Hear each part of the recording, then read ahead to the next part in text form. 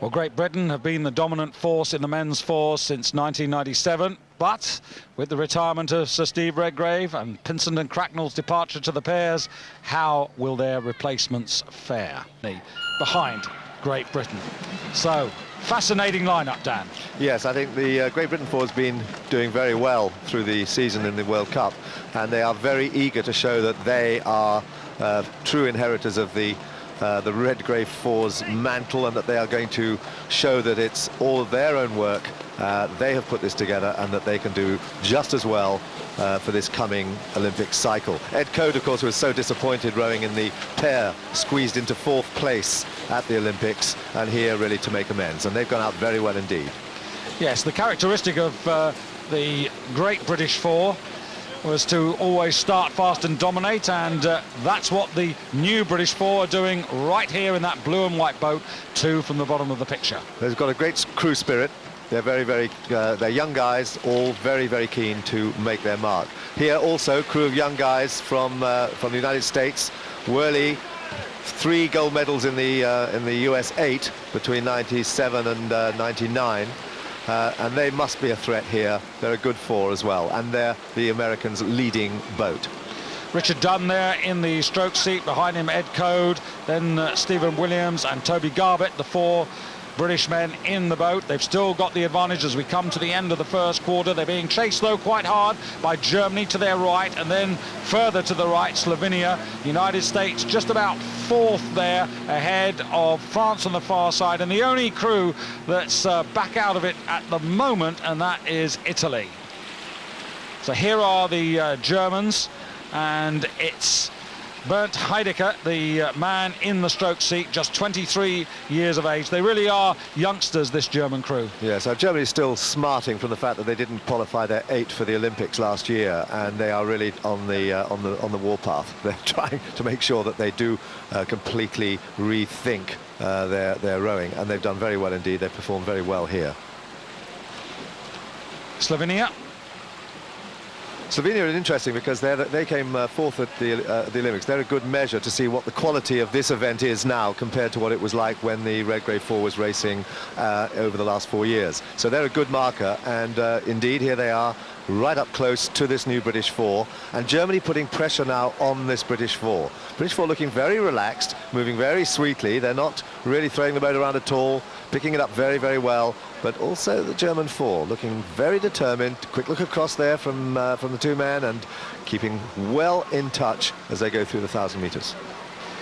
Yes, Germany, you haven't had recent success in this boat category. In fact, you've got to go back to 1989 when the German Democratic Republic last won this title. But at this moment, they're in front, ahead of Great Britain and Slovenia. Well, Great Britain 4 is not going to enjoy being overtaken there at halfway. I would have thought that having taken that lead at 500 meters, they would really want to keep everybody behind them. They're looking quite cool, quite relaxed, but it's a tight race here, and Germany are the crew to beat. Yes, 128.78 for that second quarter by Germany, but now you can see that the British have got their bow back ahead and are in command once again.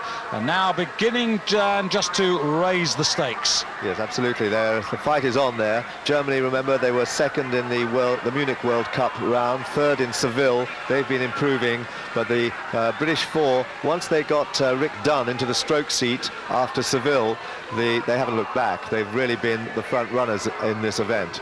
But here, Germany are certainly putting them under serious pressure, but they still look very relaxed there. They're letting the boat run very, very nicely. They're picking it up very accurately and long. There's Ed Coad sitting at 3, just leading that crew there from that 3 seat. Very nice rowing. Yes, and these front 3 have broken away from the rest. The medals are definitely between these 3 crews: Great Britain, Germany, and then Slovenia. And the further it goes now, the better it's looking, I think, for the British quartet. Still with Germany harassing them to their right.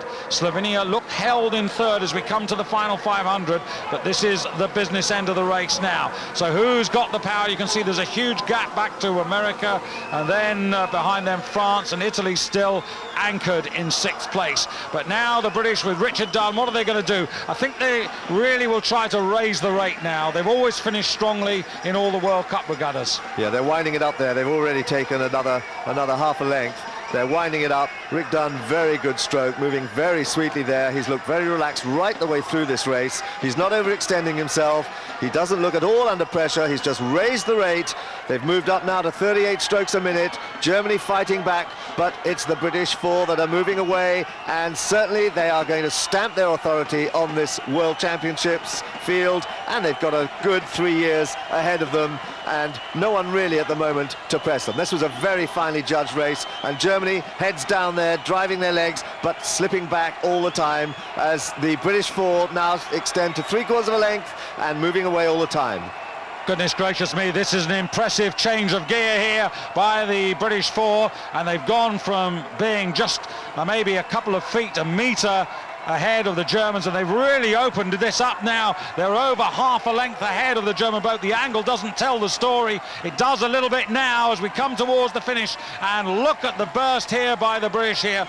Really quick through the final 500 by 3/4 of a length. They take the title ahead of Germany. Slovenia clear in bronze medal position ahead of America, with France and Italy crossing the line now. A fantastic final 500 in 1:28.34, getting this new Great British Four within 2.76 seconds of the world best time set by Norway here in 1999. Well, they set out to be their own men, to cast off any shadow of their predecessors, and in that, Dan, they have succeeded. But the goal of a gold in Athens is still a long 3 years off. Yes, but I think they'll only get better and better. This is a young crew, and they're very, very ambitious, and I think they want to do what the Red Grey Four did, dominate this event right through to Athens.